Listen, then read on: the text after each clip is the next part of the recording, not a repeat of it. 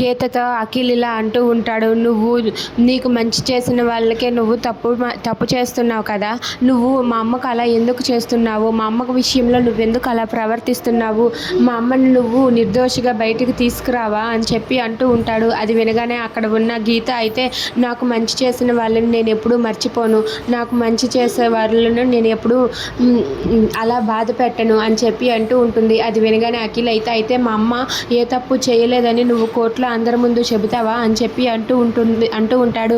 అది వినగానే అక్కడ ఉన్న గీత అయితే అది ఎప్పటికీ జరగదు, ఎందుకంటే ఏదో తప్పు నడుస్తూనే ఉంది, ఆ తప్పు ఏంటో నేను తెలుసుకొని మీ అమ్మ తప్పు చేసింది అని నిరూపిస్తానని చెప్పి అంటూ ఉంటుంది. అది వినగానే అఖిల్కి ఒక్కసారిగా కోపం వచ్చి గీత మీద చెయ్యెత్తుతాడు. చెయ్యెత్తేసరికి గీత ఒక్కసారిగా భయపడి కళ్ళు మూసుకుంటుంది. కళ్ళు మూసుకునేసరికి అది చూసి ఇంట్లో వాళ్ళందరూ కూడా ఒక్కసారిగా షాక్ అయిపోతారు. ఇక మహారథి అయితే చాలా సంతోషిస్తూ ఉంటాడు. ఇక అఖిల్ అయితే గీతను కొట్టబోతూ ఉంటాడు. అది చూసి అక్కడ ఉన్న వాళ్ళ నానమ్మ అయితే అఖిల్ అంటూ గట్టిగా అరుస్తుంది. ఇక కొట్టకుండానే చాలా సీరియస్గా తన మీద చెయ్యెత్తి సీరియస్గా తనైతే చెయ్యి దించుకుంటాడు. అది చూసి గీత ఒక్కసారిగా షాక్ అయిపోతుంది. ఇక అఖిల్ అయితే నిన్ను కొట్టాలన్నా సరే అసహ్యం వేస్తుంది, అసలు నువ్వు ఇలా ఎందుకు చేస్తున్నావు, ఎందుకు గీత ఇలా పదే పదే గుచ్చి మా అమ్మ తప్పు చేసింది అని చెబుతూ ఉన్నావు అని అంటూ ఉంటాడు.